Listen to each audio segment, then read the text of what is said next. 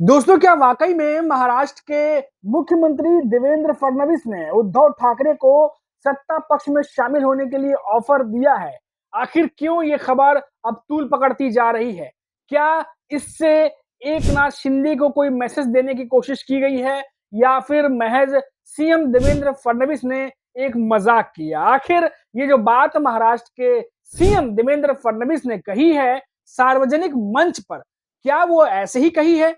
लगातार अटकलें अब लगाई जा रही है दोस्तों। और आपको बता दें कि महाराष्ट्र में भी सियासत अब इस बयान के आने के बाद तेज हो गई है।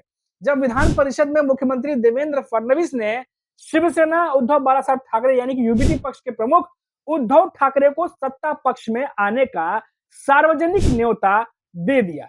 सीएम देवेंद्र फडणवीस ने हंसते हुए कहा कि 2029 तक कोई स्कोप नहीं है कि वो विपक्ष में जाए, लेकिन उद्धव जी आपको यहाँ मतलब सत्ता पक्ष में शामिल करने पर विचार किया जा सकता है, आप इधर आ जाइए। तो ये जो बयान देवेंद्र फडणवीस ने कहा है, इसके बाद महाराष्ट्र में भयंकर तूफानी सियासत जो है वो शुरू हो गई है।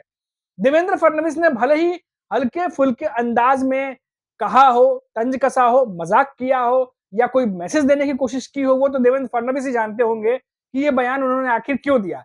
लेकिन सबके पीछे सियासी मायने अब निकाले जा रहे हैं। मुख्यमंत्री का यह बयान ऐसे वक्त में आया है जब उद्धव ठाकरे लगातार भाजपा और शिंदे सरकार पर हमलावर है और राज्य में स्थानीय चुनावों को लेकर विपक्ष जो है वो एकजुटता की कोशिश में जुटा हुआ है, जिसमें शरद पवार के एनसीपी, कांग्रेस और उद्धव ठाकरे की शिवसेना। आजकल तो राज ठाकरे भी उसी पाले में दिखाई दे रहे हैं फिलहाल।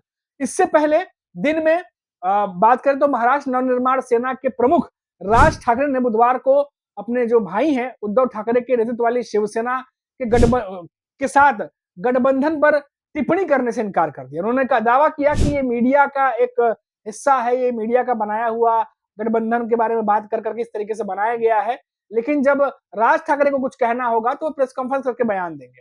राज ठाकरे ने एक्स पर एक पोस्ट में कहा कि अगर उन्हें राजनीतिक बयान देना होगा तो वो मीडिया के सामने आएंगे, प्रेस कॉन्फ्रेंस करके ही देंगे। उन्होंने बताया कि पार्टी ने 14 और 15 जुलाई को नासिक के इगतपुरी में चुनिंदा पदाधिकारियों के लिए एक बैठक रखी थी, जहां पत्रकारों के साथ अनौपचारिक बातचीत हुई और हो सकता है कि वहीं से कुछ चीजें जो है वो अटकलें शुरू हुई होंगी। आपको बता दें कि उन्होंने कहा है आगे कि जब पत्रकारों से औपचारिक बातचीत हो रही थी, तब मुझसे 5 जुलाई को मुंबई में हुई विजय रैली के बारे में पूछा गया। मैंने कहा कि यह कार्यक्रम मराठी मानुस की जीत का जश्न था और इसका कोई राजनीतिक मकसद नहीं था। फिर उन्होंने पूछा कि शिवसेना यूबीटी के साथ गठबंधन को लेकर के क्या विचार है। इस पर मैंने जवाब दिया कि क्या मैं अभी से आपसे गठबंधन पर चर्चा करूं। अब मनसे प्रमुख ने कहा कि उन्होंने जो शब्द नहीं कहे उन्हें उनके मुंह पर डाल दिया गया और कहा गया कि गठबंधन पर फैसला नगर जो निकाय चुनाव से पहले हालात को देखकर लिया जाएगा। उन्होंने कहा कि अनौपचारिक बातचीत को अनौपचारिक ही रहना चाहिए। उन्होंने ये भी कहा कि वह 1984 से पत्रकारिता से जुड़े रहे हैं और कुछ पत्रकारों का व्यवहार उनके पेशे के अनुरूप नहीं होता। अब ये तमाम बातें राज ठाकरे जो है वो पत्रकारों पर भी जो है वो डाल रहे हैं। आपको बता दें कि 5 जुलाई 2025 को भाजपा के नेतृत्व वाली महाराष्ट्र नवनिर्माण सेना के 2 विवादास्पद आदेशों को वापस लेने के बाद दोनों ठाकरे भाइयों के करीब 2 दशक बाद एक साथ मंच पर दिखाई दिए थे। इन तस्वीरों के साथ ये अटकलें तेज हो गई कि क्या अब ये दोनों एक हो जाएंगे? गठबंधन एक महज औपचारिक जो है वो अनाउंसमेंट भर रह गया है। उसके बाद अभी भी देखिए दोस्तों पिक्चर अभी बाकी है। राज ठाकरे अभी भी गठबंधन की बात पर कुछ कह नहीं रहे हैं और दूसरी तरफ देवेंद्र फडणवीस बार-बार सबकी धड़कनें बढ़ा रहे हैं कि उद्धव ठाकरे बयान देकर कि आप हमारे साथ आ जाइए, सत्ता में आ जाइए। अब उद्धव ठाकरे जो कि गठबंधन जो है उसको लेकर के क्या कुछ कहते हैं, वो भी आप उनकी पार्टी में क्या चल रहा है वो भी आपको बताते हैं एमएनएस के साथ में। जहां उद्धव ठाकरे आगामी मुंबई और अन्य नगर निगम के चुनाव है उससे पहले गठबंधन को लेकर उत्सुक दिखते हैं, वहीं राज ठाकरे ने अब तक अपने इरादे साफ नहीं कहे हैं। सोमवार को भी जो है वो इगतपुरी में बातचीत हुई पत्रकारों के साथ में, अनौपचारिक बातचीत, इसमें राज ठाकरे ने कथित तौर पर कहा कि 5 जुलाई को मनसे और शिवसेना यूबीटी की साझा जो रैली थी वो मराठी मुद्दे पर थी, मराठी मानुस की जीत पर थी। अब देखिए दोस्तों ये तमाम बातें हो रही हैं। अब दूसरी तरफ आप देखिए कि जो देवेंद्र फडणवीस हैं, वो ये बार-बार बातें कह रहे हैं कि उद्धव ठाकरे मदद, तो ये अब अटकलें ये भी तेज हो गई है कि क्या राज ठाकरे कहीं न कहीं कोई और भूमिका भी ऐसी अदा कर रहे हैं जो अभी तक जो है वो मीडिया अंदाजा नहीं लगा पाया है या अभी तक सामने नहीं आ पाई है चीजें, क्योंकि बहुत सारी तस्वीरें आज आमने-सामने हमने एक तस्वीर देखी जहाँ पर उद्धव ठाकरे और देवेंद्र फडणवीस मुलाकात करते हुए भी दिखाई दिए। औपचारिक मुलाकात ही थी वैसे वो वहाँ से गुज़र रहे थे, अनौपचारिक मुलाकात थी खैर। तो वहाँ से देवेंद्र फडणवीस से उद्धव ठाकरे मिले और वहाँ पर एक-दूसरे को नमस्कार वगैरह भी किया गया और हँसी-हँसी में बातचीत हुई। हालाँकि एक तस्वीर और आई जिसमें एकनाथ शिंदे के सामने से उद्धव ठाकरे जो है वो सीधे-सीधे निकल गए, दोनों ने आपस में बातचीत तक नहीं की, इग्नोर ही किया। तो अब ऐसे में क्या चीज़ें आगे बदलेंगी, क्या चीज़ें नहीं होंगी, ये देखने वाली बात होगी। साथ ही साथ अब ये भी कहा जा रहा है कि क्या बीजेपी लोकसभा चुनाव के दौरान भी ये बात कह रही थी कि हमारे दरवाजे जो हैं वो उद्धव ठाकरे के लिए खुले हैं, लेकिन उद्धव ठाकरे बार-बार ये कहते रहे कि अब वो बीजेपी के साथ गठबंधन में नहीं जाएँगे। तो क्या मान-मनौवल अभी भी अंदर-अंदर चल रहा है और ऐसे में अगर वाक़ई में उद्धव ठाकरे अगर मान लीजिए राजनीति में हालाँकि कुछ भी हो सकता है, अगर बीजेपी और उद्धव ठाकरे एक साथ आ जाते हैं अगर, तो क्या एकनाथ शिंदे बीजेपी के साथ रहेंगे? क्योंकि यहाँ पर जो सियासी समीकरण है महाराष्ट्र में वो बिल्कुल अलग ढंग से बनी हुई है।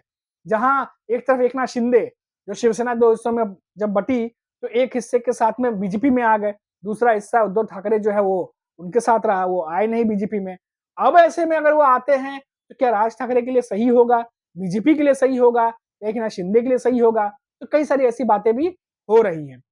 हालाँकि इन सब के बाद सबकी नज़रें राज ठाकरे पर हैं क्योंकि राज ठाकरे एक अहम कड़ी हो सकते हैं, क्योंकि वो देवेंद्र फडणवीस के साथ भी मुलाकात करते हैं, बंद कमरे में मीटिंग भी कर लेते हैं, वहीं उद्धव ठाकरे के साथ भी मंच पर नज़र आते हैं। तो आने वाले निकाय चुनाव में राज ठाकरे की भूमिका बहुत ज़्यादा अहम होने वाली है और सबकी नज़रें राज ठाकरे पर ही टिकी रहेंगी। तो ये देखना बहुत ज़्यादा दिलचस्प होगा। वहीं अगर हम बात करें शरद पवार और अजीत पवार की तो अभी तक फिलहाल दोनों ही पार्टियों की तरफ से क्या निर्णय होगा आगे ये नहीं कहा गया है क्योंकि इन दोनों ही पार्टियों की नज़र फिलहाल उद्धव ठाकरे और एकनाथ शिंदे पर ही है, क्योंकि इनके पार्टी के नेताओं के बयान भी इन्हीं के मुद्दे पर आते हैं। राज ठाकरे और उद्धव ठाकरे पर ज़्यादा आते हैं और आए दिन तो हम देख रहे हैं कि इन दोनों महाराष्ट्र में कई मुद्दे भी हैं जो हावी हैं और अब देखना होगा कि आने वाले समय में क्या जो शरद पवार हैं वो कांग्रेस के साथ मिलते हैं या फिर वो भी जो है वो निकाय चुनाव अकेले ही लड़ेंगे। तो ये भी बातें चल रही हैं क्योंकि महायुति में तीनों दल ये बातें कहते हुए दिखाई दे रहे हैं कि हम साथी हैं लेकिन अकेले भी लड़ सकते हैं कई सीटों पर। तो ऐसा लग रहा है कि दोनों तरफ से ये बातें तो कही जाएँगी कि हम साथी हैं और हो सकता है कि आने वाले समय में ऐसा ही हो। महाविकास अघाड़ी के नेता भी यही कहेंगे कि हम साथ हैं, महायुति के नेता भी कहेंगे हम साथ हैं, लेकिन लड़ेंगे अलग-अलग कुछ सीटों पर और कहेंगे कि हमारा फ्रेंडली फाइट है एक तरीके से। तो ये तमाम बातें भी आने वाले समय में देखने को मिल सकती हैं। फिलहाल जो अभी महाराष्ट्र की पृष्ठभूमि है, वो उस तरीके से मैं आपको बता रहा हूँ। फिलहाल अभी के लिए इतना ही, आप देखते रहिए 4 पीएम महाराष्ट्र और फिर लौटेंगे तो बात करेंगे किसी बड़ी खबर पर। तब तक के लिए इजाज़त दीजिए। नमस्कार।